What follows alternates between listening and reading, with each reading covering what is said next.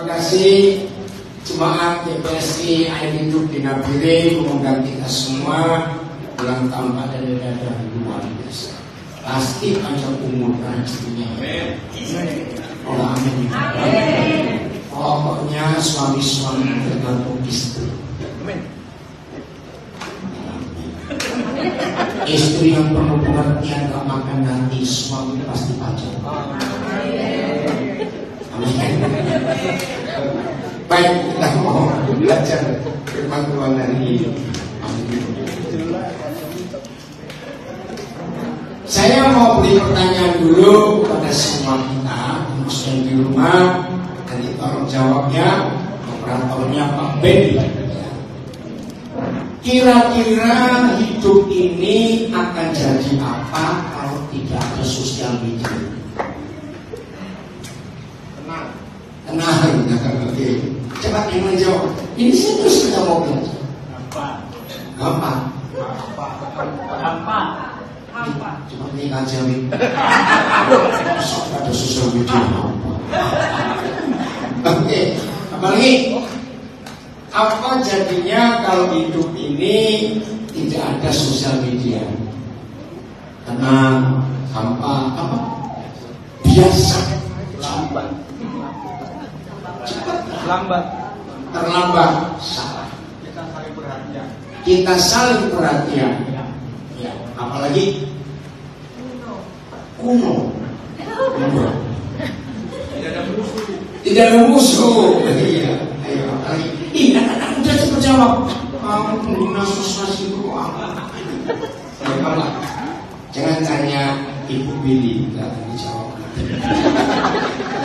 Satu lagi, apa hasilnya, apa jadinya kalau hidup ini tanpa sosial media? Saya ada jawab. Bu Yana. Nah, nggak usah sebut namanya. Jawab. Nggak ada Zoom, kurang informasi. Nggak ada kurang informasi. Kenapa kamu? Kalau nggak ada, harus ada sosial media teman banyak. Oke nih, satu lagi. Nggak bisa tiktokan. Jawabannya salah semua, nggak stres. Betul nggak? Ini tadi ini, saya ini lagi ngurusin satu orang, ya, sama. Nah, 3 bulan yang lalu orang ini tiba-tiba maaf ya, mimisannya itu nggak berhenti. Nah, saya suruh dia ke dokter, dia takut. Nah, maaf ini saya pakai kalimat gobloknya dia. Takut ke dokter, tapi lihat Google dan lihat untuk baca. Kenapa itu orang nulis? Nah, semua sosmed yang dia baca, nggak ada satupun yang positif dan semua dikatakan impor. Nah, jadi stres. Padahal saya sudah bilang, ngapain kamu? Nah, saya paksa dia besok untuk ke dokter buat beres. Saudara, kalau hidup ini diatur oleh sosmed dengan baik-baik, yang goblok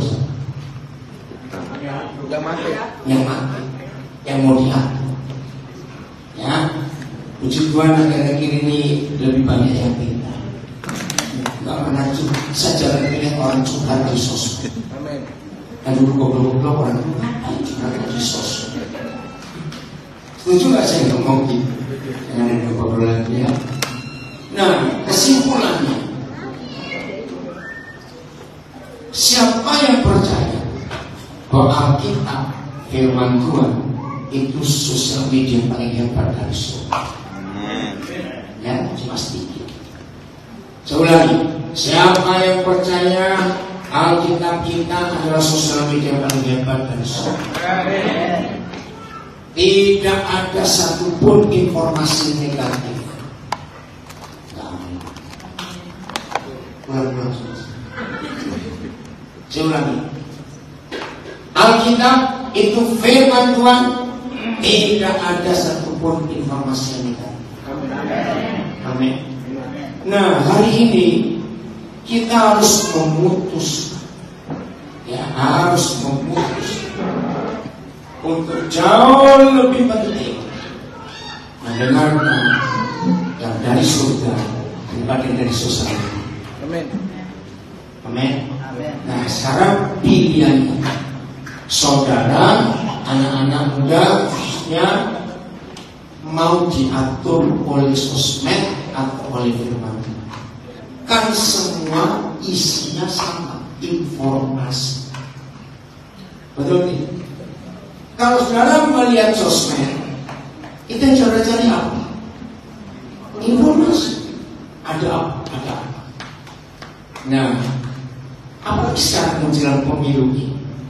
Waduh, saudara, saya ini diajak cukup banyak orang ikut grup WhatsApp. Nggak diterima salah, diterima salah.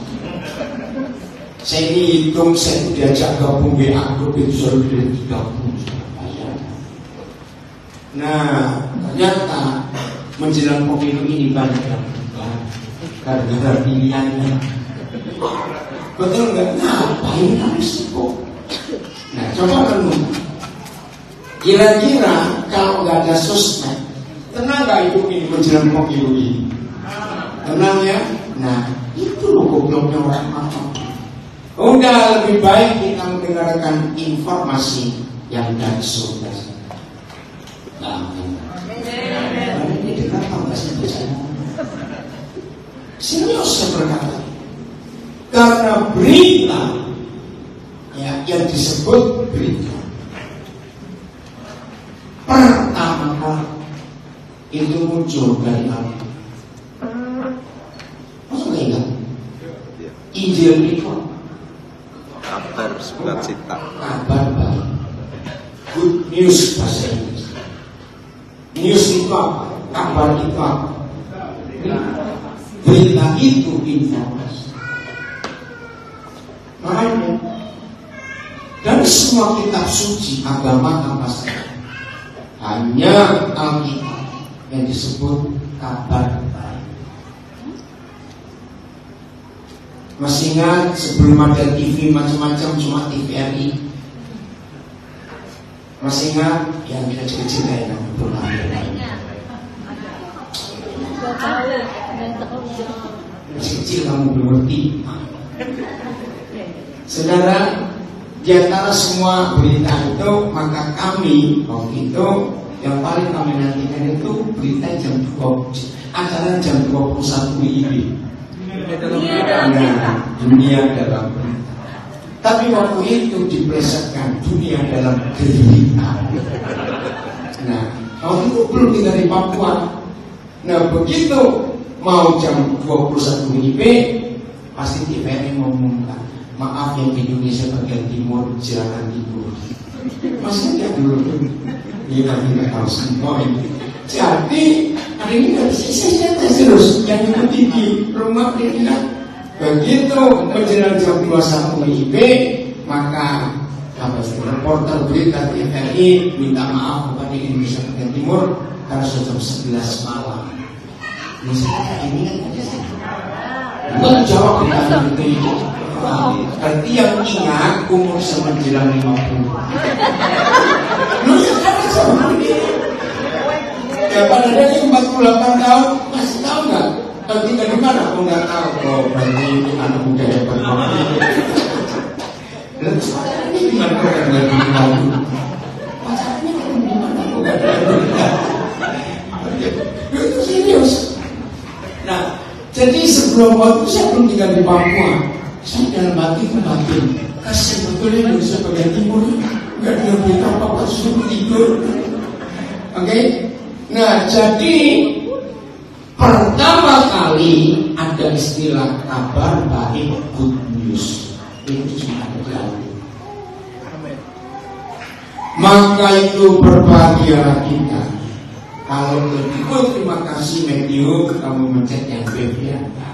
Maka itu siapa yang stres gara-gara sosmed, itu berarti orang itu tidak lebih mengutamakan informasi yang dari surga.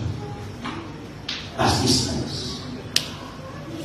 Nah hari ini kita akan belajar tentang prinsip. Siapa yang pernah mengalami, apalagi anak-anak pelajarnya, awas kamu. Sudah capek, mau tidur, besok harus sekolah lagi, ada tugas ini, tugas itu. Apa iseng ngecek sosmed? Nanti maksud saya jadi apa? Nggak jadi apa?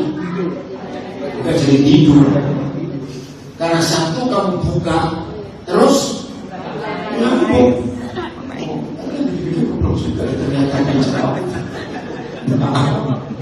Serius. Nah, kalau saudara mau tidur buka sosmed, saya mau yakinkan sampah yang masuk ke pikiran. Betul atau salah? Kalau sampah sudah masuk ke pikiran, pasti ke hati. Kalau saya sampai ke hati, ke pikiran, hidup saya rusak semua. Percaya. Dan di situ banyak orang yang gagal. Nah, hari ini kita harus milih berita mana yang kita akan utamakan. Kalau Alkitab disebut berita baik, good news, kabar baik, ya sudah, kita utamakan yang baik saja toh. Jangan yang lain-lain lagi. Maka hidup kita akan sehat, hidup kita akan baik, karena metabolisme tubuh kita dipengaruhi oleh pikiran dan hati yang bersih. Efesus 4 ayat 23 kita lihat. Efesus 4 ayat 23. Efesus 4 ayat 23. Kata kamu ganti aku ya. 1, 2, 3. Supaya aku dipenuhi dalam roh dan pikiranku. Roh itu hati. Ya, pikiran. Suatu kali saudara, saya kenal seseorang. Hidupnya itu tenang, hidupnya itu luar biasa, keluarganya baru punya anak 2. Walaupun secara ekonomi mereka itu tidak sesukses orang-orang lain, tapi keluarganya bahagia. Saya tahu. Tiba-tiba suatu hari saya dapat WA dari suami. Saya tuh sampai bacain panjang sekali, dibagi beberapa. Saya langsung telepon. Loh, ada apa? Kok tiba-tiba kamu WA seperti ini? Saya betul-betul kaget. Nah, hanya dengan berita katanya istri saya ini begini-begini. Katanya. Mulai saya marah kepadanya. Ngerti ya? Pernah tahu nggak ada kisah seperti ini? Hanya karena katanya. Itu bisa merusak. Itu info yang kita terima, yang kita. Nah, semua info bentuknya dari apa saja, media apa saja, sangat ditentukan oleh sikap hati dan pikiran kita. Bahkan semua informasi itu sangat ditentukan, bukan siapa yang memberikan info, tetapi sangat ditentukan oleh siapa yang menerima informasi. Betul atau tidak? Nah ini.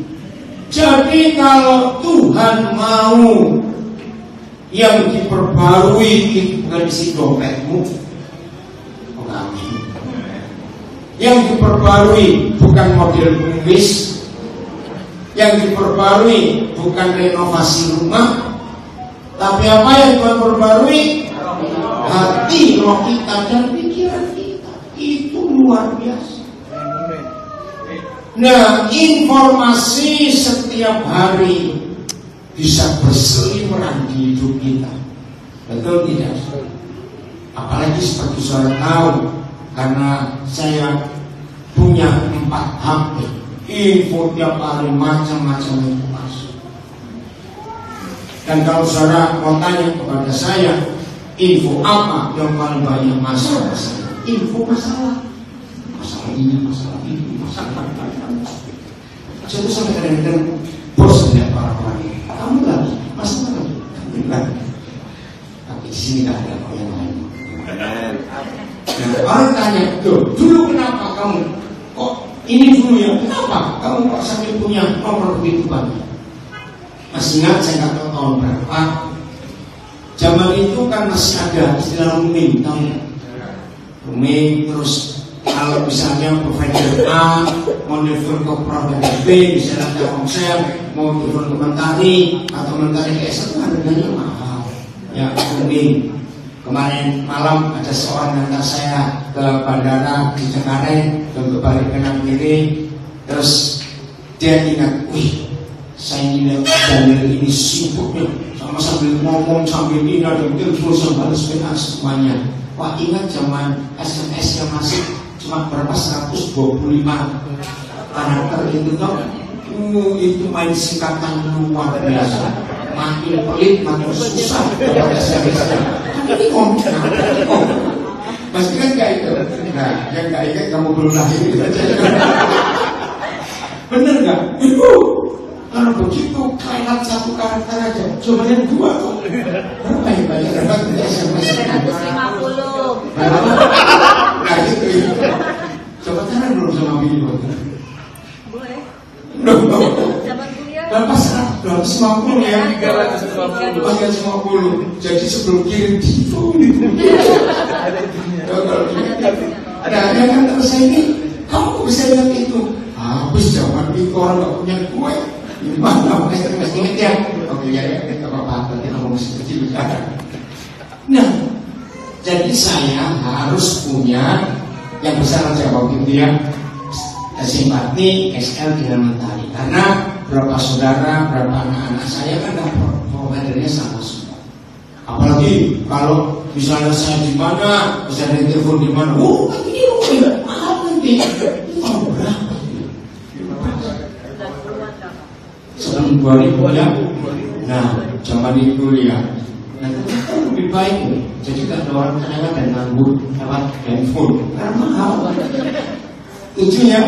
Nah, saudara, semua berita itu jangan pernah nyalakan yang kirim berita. Yang salah siapa? Yang baca berita. Contohnya begini, ada orang nggak bilang bodoh lah sebenarnya, nggak ngerti banyak, ya datang ke dokter dan bersama dengan dia ada orang yang ngerti istilah dokter. Nah, di antara dua orang ini yang dapat info tentang penyakit ini, gejala ini, yang stres kan? Yang stres gimana? Yang pintar. Yang tadi satu ini percaya aja. Loh, kok bapak percaya? Tapi sekarang ini dokter ngomong apa? Jadi mana yang lebih sehat? Yang nggak ngerti. Bukan yang nggak ngerti kedokteran, yang hati dan pikirannya itu positif. Orang yang hati dan pikirannya negatif, nggak usah dengar berita. Ya, ada kencing, ada kucing aja. Ngapain kencing di situ? Nanti itu selesai. Lu lihat kok tidak cocok. Terus kencing di mana, goblok? Nah itu loh, jadi hati dan pikiran kita itu mempengaruhi. Ya, maka itu saudara, ketika beberapa orang yang tahu saya betul, kalau mereka sempat jalan dengan saya, terus mereka baca WhatsApp saya semua itu, pasti bertanya, kamu tuh gak stres? Saya coba jadi itu stres. Oke, tadi karena yang masuk pasti masalah saya. Nah, saya jawab pakai ayat. Selama roh dan pikiran kita itu berbagi, maka berita sejelek apa gak akan muncul damai sejahtera Kristus di hidup kita.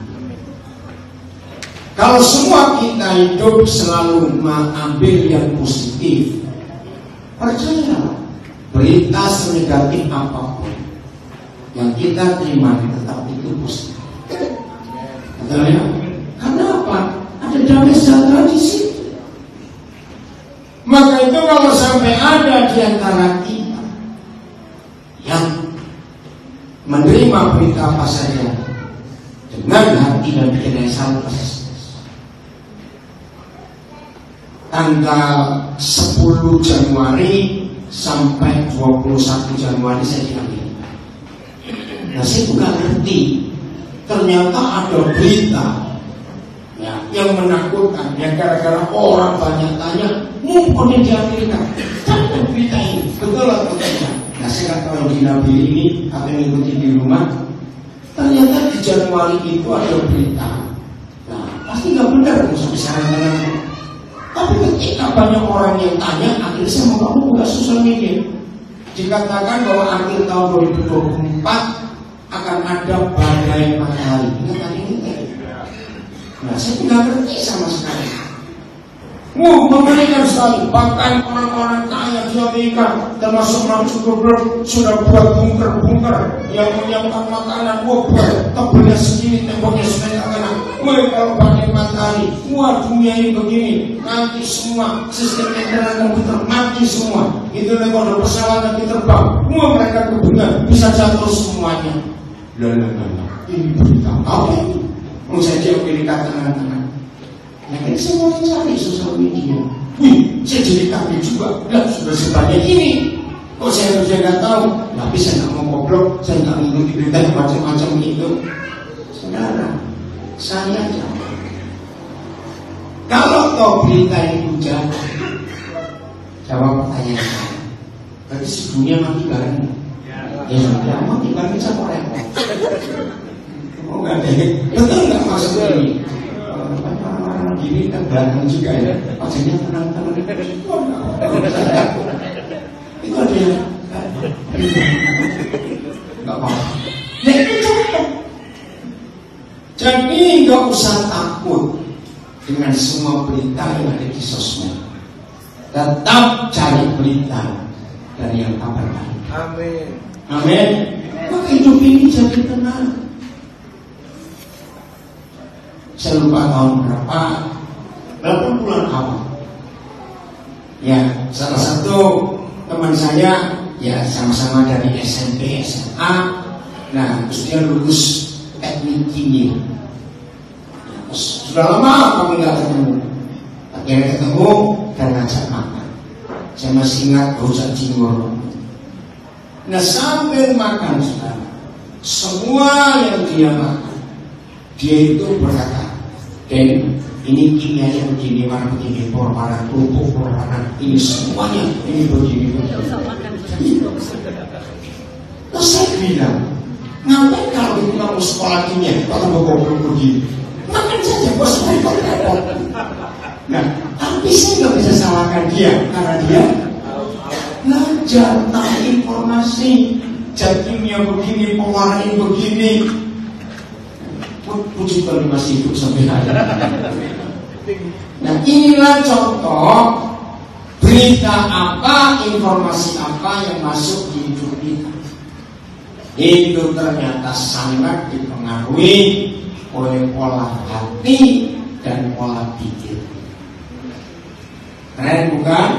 Siap diperbarui orang pikiran.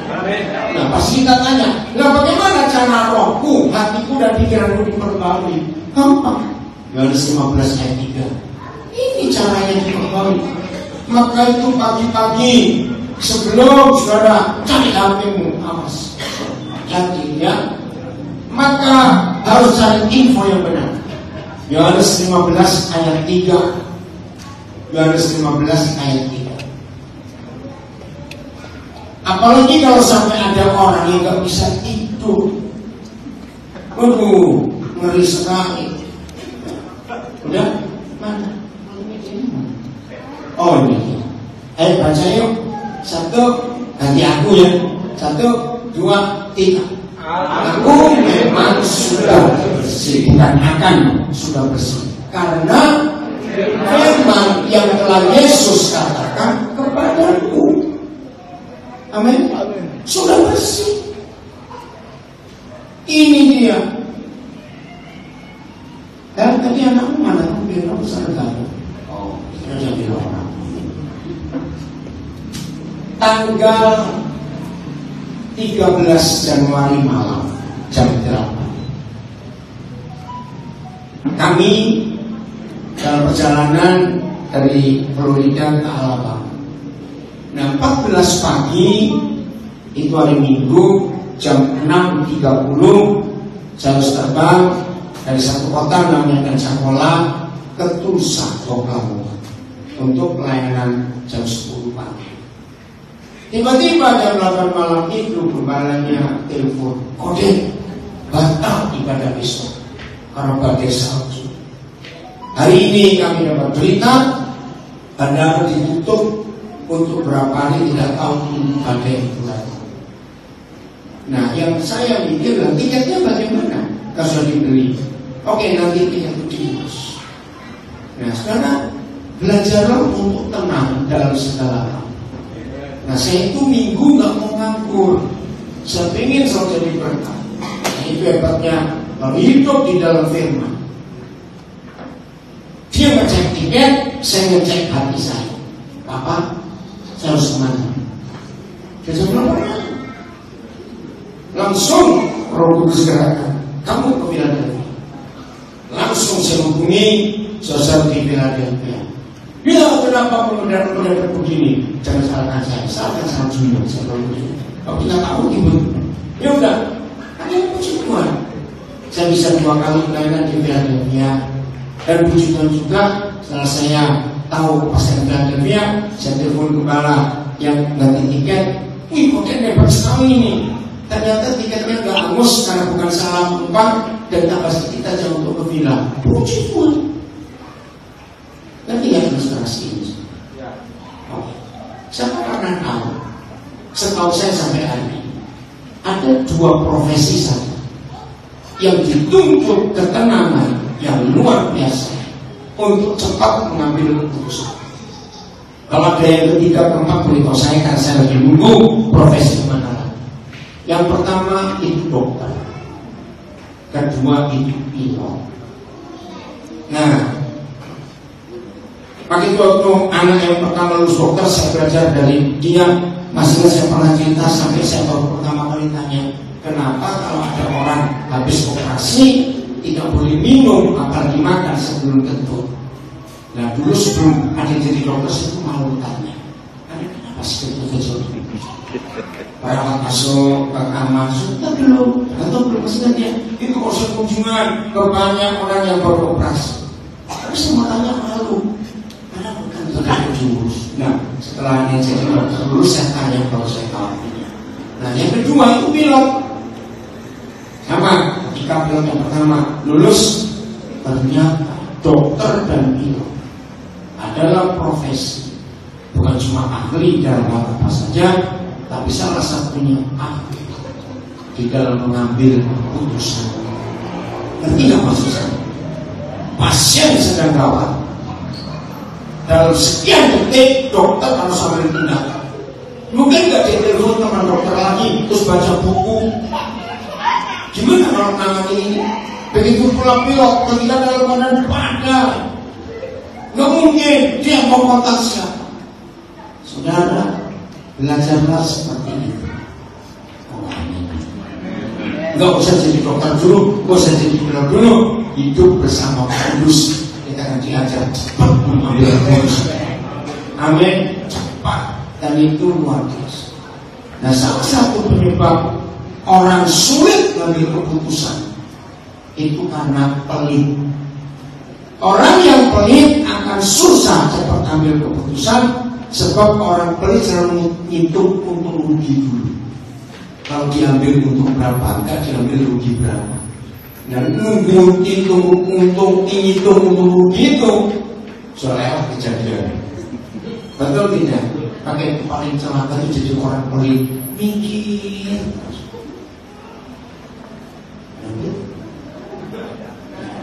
Terus modelnya sudah. Amin. Jangan jadi orang pelit, susah ambil keputusan. Mikir dulu, untuk rugi nanti bagaimana. Oke? Nah, yang membuat saudara mendapat info yang salah karena hati dan pikiran yang gak bersih. Betul? Kata bersih itu artinya jernih. Kata jernih itu artinya tidak terkontaminasi dengan hal apapun. Bahasa Indonesia terkontaminasi apa? Tercampur. Ini juga sebenarnya. Hati yang murni dan pikiran yang bersih tidak akan tercampur dengan macam-macam. Dan itu hanya karena firman. Hanya karena firman. Kecil saja contohnya. Orang yang sedang khawatir pikirannya, gampang atau mudah ambil keputusan? Susah. Karena khawatirnya lebih kuat. Orang yang sedang ketakutan, kenapa hari sama Bu orang bidan ini? Siapa? Oh, khawatir roh. Hidup sendiri so khawatir. Gigi masih lengkap. Khawatir apa nih? Saudara saya menunggu bahaya aku. Khawatir terus. Karena khawatir itu. Orang yang sedang ketakutan susah atau mudah ambil keputusan? Susah. Malah nggak bisa betul. Makanya saudara, supaya hidup ini tidak dikacaukan dengan informasi yang macam-macam, itu miliki hati yang jernih, pikiran yang murni. Maka hidup ini enaknya luar biasa. Tidak akan tercampur, terkontaminasi apapun. Nah, kembali pada kentut tadi. Akhirnya anak saya waktu ini menjelaskan. Dulu masih pakai istilah Belanda, orang kamar operasi masih ingat disebut OK. Nah, kalau masih ada ngerti OK, berarti umur saya 60-an. Yang nggak ngerti OK pasti di bawah. OK itu dari bahasa Belanda. Operasi kamar. Itu dulu. Ada yang masih enggak istilah OK? Kalau masih nemu, itu sudah dibuka di nemu. Masih ada. Oke. Oh ya, karena dia karena nama Pak, jadi masih ada Belanda-Belanda.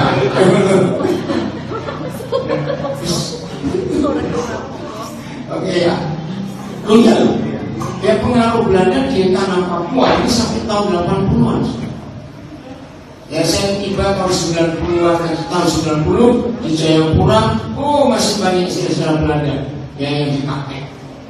Nah, anak dokter ini bilang, orang yang operasi besar, ya itu kan dibelah, dibedah dari bagian depan. Nah, kamar operasi itu wajib steril. Istilahnya suci hama, betul ya? Kemudian suci. Saya nggak tahu bagaimana artinya. Nah, begitu seorang itu dibedah, maka udara di dalam tubuhnya yang steril, yang suci hama, yang tidak ada campuran apa saja, itu kecampur udara kamar operasi. Walaupun steril, tapi tetap yang bukan buatan Tuhan itu beda. Nah, ketika selesai operasi dan ditutup lagi, dijahit, satu-satunya tanda apakah udara di dalam ini sudah steril seperti sebelumnya, memang Tuhan kita. Tanda itu kentut sebab betapa pentingnya. Maka itu kalau orang habis operasi belum bisa kentut, berarti masih terkontaminasi. Dan itu bahaya sekali kalau diisi yang buatan manusia, minum apalagi makan. Wah, di situ saya langsung pegang dada saya, pegang perut saya. Terima kasih Tuhan, Engkau luar biasa. Hebatnya Tuhan kita. Bukan saja hebat Tuhan. Ya sudah, ini yang pasti. Nah, satu-satunya pencuci hama di dalam pikiran dan roh kita adalah apa? Firman. Firman. Jangan anggap enteng ayat pendek ini, karena kita semua sudah bersih Karena firman yang telah Yesus katakan kepada kita. Siapa yang bangun pagi langsung stres karena buka WA dan Facebookmu? Ada nggak? Misalnya ada nggak? Kamu coba pura kamu. Misalnya ada nggak? Mau tidur enak sekali, aduh semalam tidur gak mimpi yang apa, begitu bangun mana HP. Nah, begitu buka, pacarmu ngajak putus.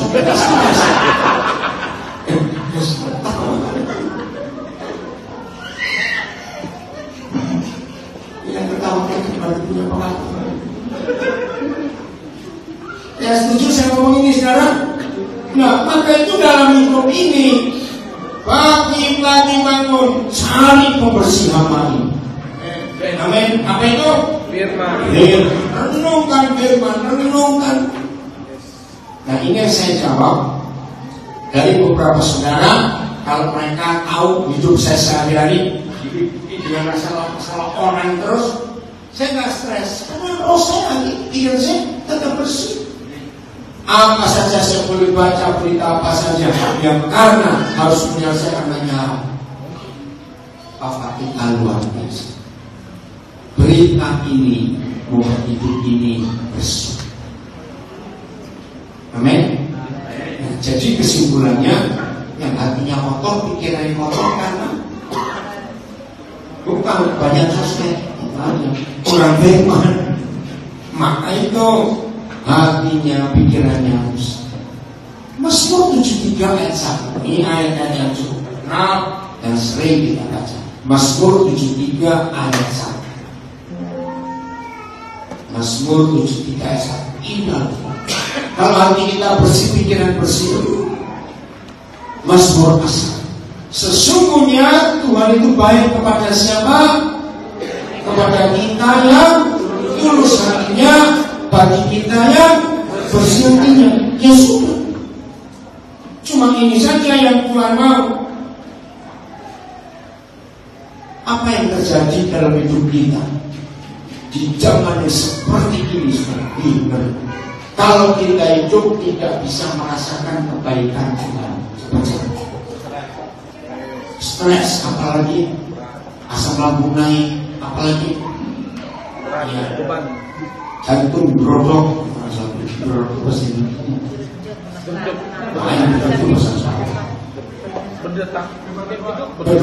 lain, betul bebas dari depan betul tidak?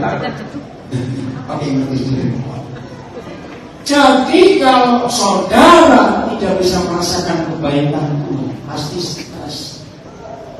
Saya, walaupun orang itu banyak duitnya, tapi kalau tidak bisa merasakan kebaikan Tuhan, apa? Omong kosong. Pasti dia tidak bisa menikmati kekayaannya itu. Betul ya?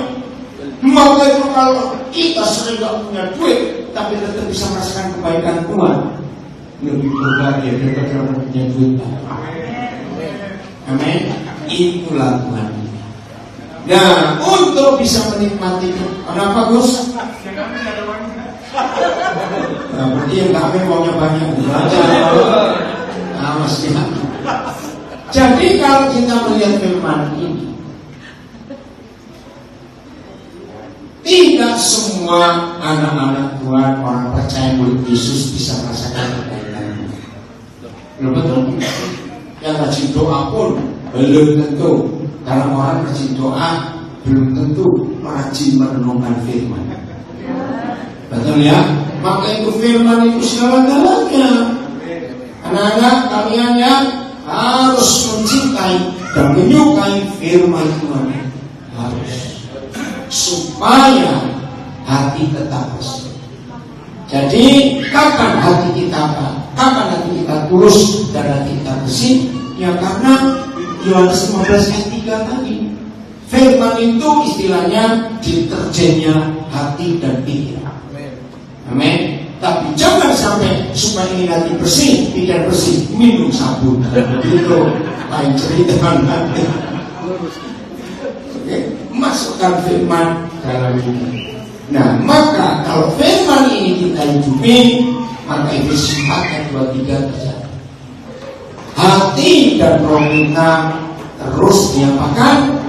Diperbarui, segar terus. Berita boleh yang baik, masalah boleh datang, tapi tetap hati ini bersih dan bersih karena firman.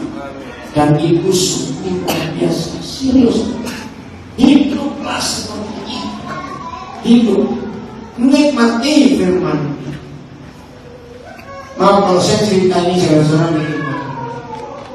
Jadi 90% lebih masalah saya hadapi itu bukan masalah saya. Aneh ya. Cuma 10% lebih pasti masalahnya orang. Ngerti gak maksudnya? Nah, karena Tuhan izinkan banyak menghadapi masalah orang, maka itu saya ini kuliah gratis. Betul tidak? Kuliah dengan dosen-dosen yang gratis juga. Maka itu kalau saudara makin sering menghadapi masalah ini sudah. Bukan masalah kita ya, masalah. Ini contoh 2 hari ini saya kerja di klinis. Jadi mereka pesan sesuatu untuk rumah Bethlehem, satu untuk dia. Nah, sudah dikasih alamat jelas. Lu bisa salah alamat. Memang satu gedung, jadi alamat kami yang kami tinggal di Jakarta itu apartemen di sebuah mall besar, mall sentral. Nah, jadi pengalaman kemarin dulu, ya alamat jenis sebelum kantor situ, waduh saya cari-cari susah. Nah, terus saya pikir bisa orang lain ambil asal KTP, nggak bisa Pak. Karena kalau barang sudah masuk ke manajemen, berarti ini punya manajemen dan keluar masuk yang terima pemiliknya harus difoto dengan KTP-nya. Ya ampun. Jadi saya muter jauh, balik lagi hanya untuk ngambil barang ini. Jadi barangnya saya pegang, KTP saya pegang, saya difoto. Barang saya itu. Dan kemarin dapat kiriman lagi. Saya marah sama finish. Ini bagaimana? Kembali ke kantor manajemen lagi. Ampun, dan si foto lagi. Tapi saya sampai ke sana, Pak, barangnya belum ada. Nah, kurang ajarnya finish. Dia nggak bilang kalau balik ke pemilik. Coba Pak, tunggu Pak. Di sini tuh ada istilah ada 3 bulan, saya lupa. Jadi Bapak tunggu, kami akan cek di gudang yang kedua dan ketiga. Berapa lama saya lagi sibuk ini? Wah, Pak jangan begitu, Bapak tunggu mau sebesar ini, barang orang sebanyak itu dicari satu-satu. Sudah mati, awal ini. Nah, malam ini saya harus berangkat ke airport mau kesini. Atau kurang aja dia Pak, ternyata mikir balik. Kenapa kamu gak ngomong saya nunggu jauh-jauh di sini? Bayangkan seperti itu. Nah ini yang mau ngantar ke bandara. Pak ini macet lagi ini, macet ini. Karena berdemo lagi terus malam. Ya saya tenang aja mau bagaimana. Nanti ya contoh ini, nggak usah. Kalau hati ini bersih, pikiran bersih, hidup itu enak luar biasa. Yang saya sanggup ngomong. Wah, sini ini orang hebat. Kamu angkatan keberapa di Sulawesi? Yes, angkatan 4. Saudara, ini anak murni asli dari Sulawesi. Nah sekarang kira-kira semua anak-anak kita yang lulus, dia ini salah satu yang paling kaya. Memang iya. No. Ayo siapa yang punya hotel? Kita. Siapa yang punya. Nah, waktu dia kuliah di Surabaya, aduh, perjuangannya sangat. Sakit berapa kali waktu itu? Orang sakit berapa kali orang sampai ambil batal ya? Iya. Kuliah berapa kali sih? Cukup sakit waktu itu. Nah, saya punya salah pesan kepada dia. Dia itu dalam 3 tahun saudara minta saya baptis. Aku saya nggak ada waktu. Aduh, saya berusaha menjadi baptis. Nah, ya, lupa mau melakukan. Tidur. Dia sepertinya sibuk kok. Nah, akhirnya waktu coba ceritanya bagaimana seorang muslim Surabaya saat kamu bisa punya beli hotel di situ, bagaimana cerita itu pakai uang atau pakai gawe? Coba ngomong, ini kesaksian yang penting buat kita. Siap Bapak. Kamu lulusan apa sih S1-nya? Pertambangan. Ya Allah, jauh sekali. Tambangan punya hotel, oke lanjut. Oke, siap Bapak. Selamat malam. Halo, kita bupati ngomong itu. Jadi Bapak terima kasih. Yang sama ceritakan adalah kehebatan Tuhan dalam satu hidup ya. Jadi Tuhan benar-benar hebat, sangat hebat. Dan sama memiliki orang-orang yang bisa support saya. Dan itu orang-orang hebat yang dimiliki Tuhan untuk support saya. Saya bermula dari kalau Surabaya tadi. Saya mulai cerita dari Surabaya saya tidak langsung kuliah Bapak. Saya pelarian karena memang waktu itu saya dapat kesempatan kuliah, jadi saya harus pelarian di Surabaya itu tidak ada tujuan. Gitu. Jadi dari Surabaya pun saya lagi di Jakarta. Dari Jakarta saya mencoba untuk cari kesempatan untuk kuliah, tapi juga tidak dapat. Saya berusaha untuk cari kerja di sana dan tetap tidak dapat. Dan situasi di Jakarta tidak sesuai dengan yang saya inginkan, ya, yang saya harapkan. Sehingga saya kembali lagi ke Surabaya. Saya berusaha cari pekerjaan. Puji Tuhan, waktu itu saya diperkenalkan sama Pak Cahyo Victory dulu. Kakak perempuannya punya usaha di sana, Bapak. Dan Bapak, saya bersyukur saya dikasih kesempatan pergi kerja untuk 1 tahun. Jadi pekerjaan saya itu kurang lebih ya itu parkir, jajar karung kayak gitulah. Terus kirim-kirim barang, ekspedisi. Jadi sambil sambil tunggu tahun depan sudah selesai kuliah, saya kerja apapun yang bisa dikerjakan. Dan itu saya lakukan dengan penuh syukur ya Bapak ya. Saya Verifikasimu ya Pak. Siap. Siap. Jadi ini kali kedua saya ketemu Bapak lagi terakhir di Surabaya. Saya benar-benar dalam pelukan yang hangat. Hari ini saya dapat pelukan yang hangat lagi dari Bapak. Jadi saya kerja sekitar 1 tahun di sana sama Mama Yeye ya, Mama Yeye sama saya panggilnya Opa. Mereka kasih saya pekerjaan luar biasa, saya kerjakan dengan penuh ucapan syukur, dengan giat, dan mereka tahu lihat saya kumpul beberapa berkat yang mereka kasih saya kumpul untuk daftar kuliah. Memang saya dulu tidak ada uang, tidak ada apa-apa, tapi saya ada sedikit sombong dengan mimpi saya gitu. Mimpi saya terlalu tinggi, jadi mimpi saya memang untuk pertambangan. Dan di sana untuk pertambangan itu cukup untuk dana yang besar, hanya untuk daftar itu untuk dana yang besar. Tapi puji Tuhan, itu berjalan semua melalui keluarganya Pak Henry sama Mama Yeye, saya panggilnya. Dan luar biasa, mereka support saya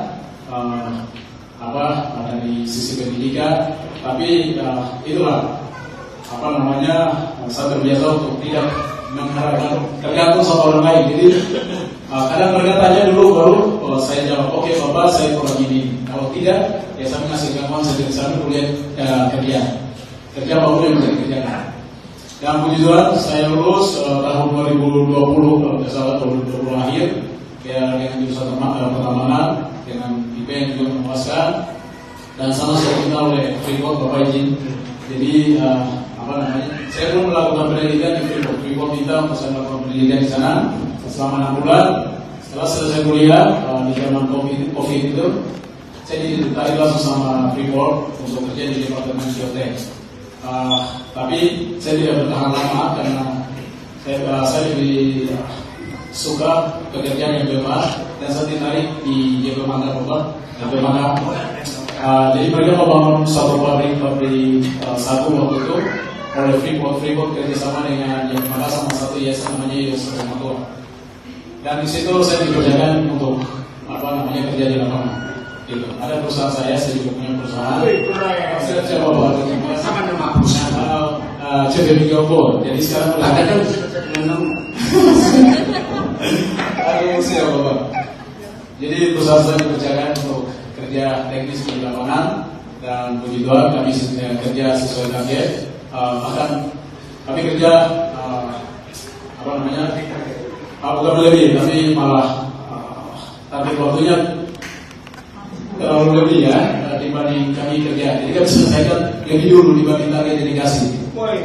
Jadi kami makin dipercaya dan saya dipanggil lagi ke perusahaan Kanada namanya Lepa, tapi dia masih terafiliasi sama Freeport. Jadi mereka yang perusahaan Kanada yang namanya Lepa tadi itu mereka menentu dari underground, lapangan underground dalam bagaimana metode blokir itu dilakukan, itu mereka penentunya. Jadi kebetulan saya backgroundnya dari sana, backgroundnya bicara tentang BSD, training dan lain sebagainya. keren banget. Siapa Bapak? Jadi ya Freeport tahun itu dan mereka panggil dan dikontrak 2 tahun dengan gaji yang per bulan sekitar 25 sampai 30 Bapak. Itu per bulan. Cuma Kamu bagi asrama. siapa? Berarti bisa cerita dulu. Jadi saya kerja tidak sampai 2 tahun. Saya kerja sekitar 4 sampai 6 bulan karena saya lihat beberapa kenyataan di Freeport bahwa apa yang Freeport ambil itu jauh lebih besar daripada apa yang saya kasih. Jadi agak sedikit berotak-otak begitu. Saya keluar dan saya lanjutkan sampai perusahaan sendiri. Tapi saya mulai dari usaha warung makan harapan saya buka. Di mana itu? Di Bigan, di Jawa. Siap. Saya mulai dari warung kalapa. Yang pertamanya buka warung makan. Jadi warung kalapa tidak lama setelah itu saya buka lagi warung kedua prasmanan konsepnya. Jadi Di Timika juga. juga. Kenapa gak buka di sini? Banyak orang makan Bali. Siap Bapak. Dapat kedua. Jadi oke. Jadi saya buka warung kedua. Setelah itu puji Tuhan saya dapat kasih kepercayaan dari ada satu departemen atau perusahaan yang juga dia adalah privatisasi Freeport namanya PSU. PSU itu yang menyediakan seluruh makanannya Freeport. Siap. Ya, Panansari itu sudah apa sejak PSU itu. Panansari itu kami. Jadi PSU mereka minta untuk saya support untuk suplai makanan. Jadi saya ini kerja suplai beberapa makanan sesuai SOP Freeport. Walaupun kamu sampai aku bisa kerja itu. Masih Bapak. Oh iya. Katamu di mana? Ada jalan baru Bapak. Di sini. Oh di Timika. Bukan di Timika. Di Timika Bapak. Lalu kamu superiorkan di Mandiri. Oke. Jadi saya singkat aja. Setelah itu saya kerja untuk Pak Maximus. Mungkin ada beberapa yang tahu di sini. Pak Maximus. Maximus Tipagau yang pernah dulu juga diundang di GGD. Beliau adalah salah satu public figure di Timika, dan saya pun bergabung bersama timnya beliau. Saya membantu beliau untuk bagaimana kita bisa kreatif bangun Papua gitu. Dan banyak hal yang kami lakukan di sana, mulai dari yayasan, orang dan lain sebagainya, kegiatan sosial. Nah, kebetulan saya kenal beberapa orang, salah satunya Pak Maximus. Bapak izin sedikit sekalian, sedikit klarifikasi Bapak. Saya tidak hanya di hotel sendiri. Tidak, maksud saya ini, itu bukan hanya saya sendiri, tapi saya adalah salah satu yang invest di dalamnya, gitu. Tapi kamu yang punya sudah. Jadi siap Bapak. Jadi tidak hanya saya sendiri ya, tapi saya ikut investasi di dalamnya. Dan puji Tuhan masih berjalan sampai lancar. Lain kali kalau kamu pernah pilih undang asrama itu sudah kita tadi adiknya. Besok sudah. Besok akan jam berapa? Saya berencana di tiket malam ini, hari ini berdatang. Oh, luar biasa. Terakhir Bapak ini, saya juga buka ada teman penyiar di sana namanya Komar. Ini kan juga Itu dia. Iya, Pak. Ini kan diri begitu, ini banyak pengangguran ini. Aduh, siap. Ya, saya kesini juga untuk lobby apa namanya gerai satu di Bandara situ. Saya mau minta untuk satu kami mampir di situ. Bandara baru. Di Bandara baru. Iya. Minta 3 lah supaya coba dikelola sesuai kami. Siap. Iya. Kalau bukan jalan kita bisa. Luar biasa. Halo, siap. Kita kan urusan orang hebat.